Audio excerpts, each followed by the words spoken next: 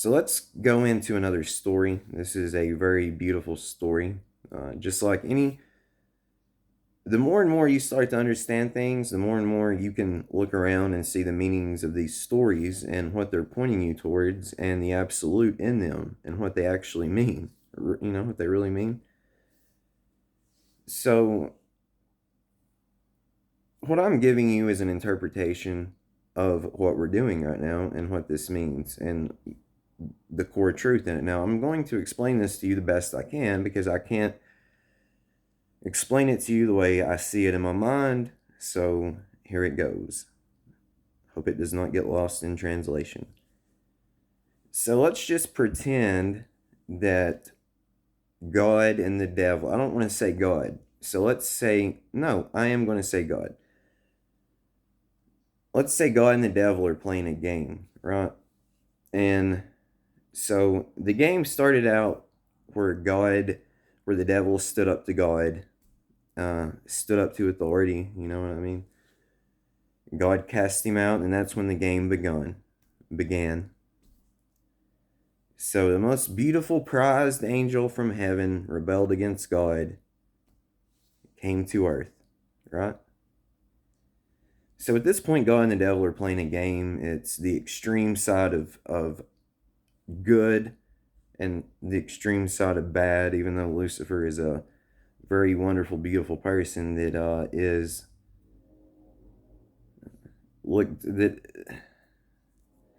is painted a bad picture for no reason. The man gets a bad reputation.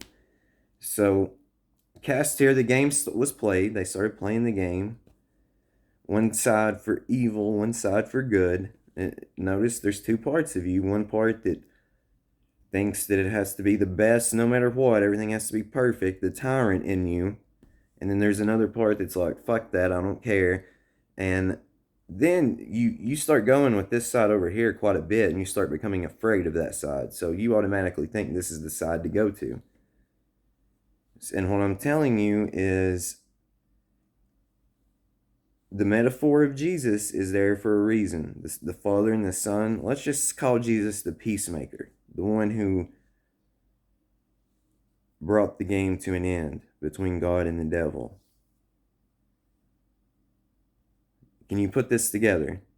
What that story really means. Two parts of you, and then the real you is in there that is going to make the peacemaker to make the two make friends and end the game.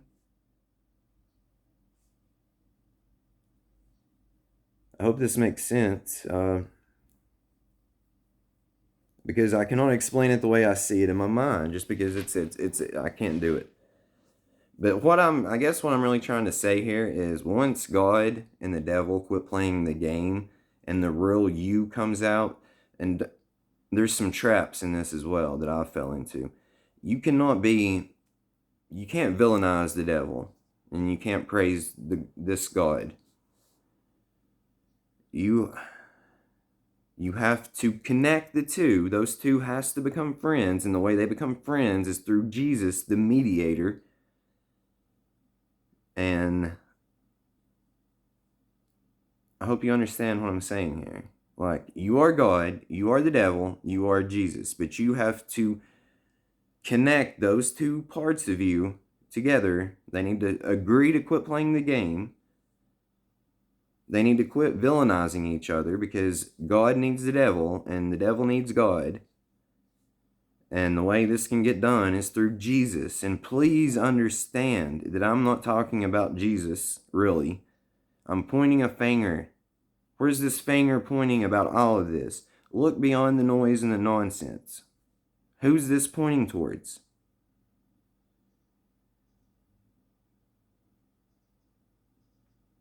What's this really telling you? It's telling you how to do this, what you're supposed to do, what you're doing.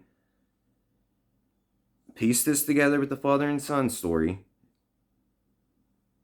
Love yourself, every part of yourself. Quit pushing parts of yourself away that you know are there because you fell into some bullshit peace, love, and light 100% stuff. Because this is a trap that we've got caught into. You cannot You have to be very kind, caring, compassionate.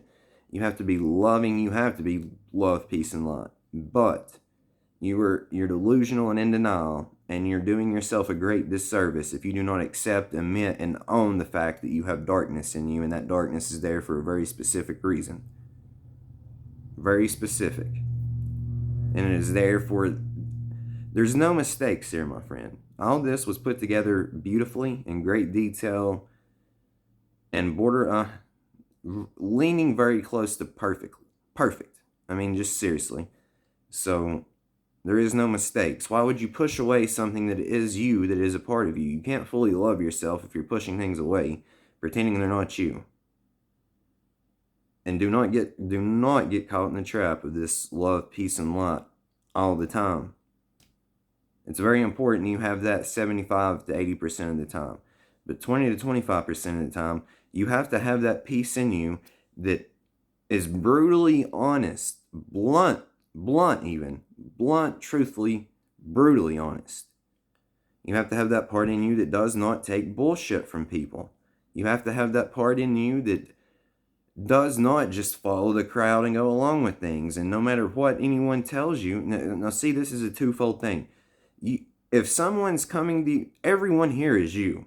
So everyone here is either, they're serving two purposes. They're either trying to pull you back into the illusion or teach you lessons to help you break out of this, or they're pointing you in a direction. So you have to listen to people. You have to pay attention. But you have to get your intuition to a degree to where you know which is what's what. You have to get your heart to a degree to where you know what's what.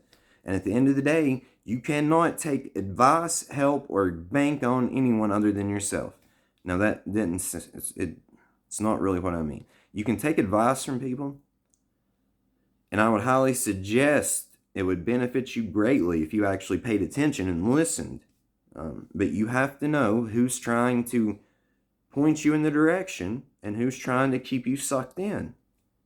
And you need to listen to people that give you constructive feedback. You cannot take things personally and get defensive. If you want to grow and become the best version of you can be, you have to want the same thing you're putting out. And that is kindness, compassion, love, but also brutal honesty. Blunt honesty. That's what you have to have.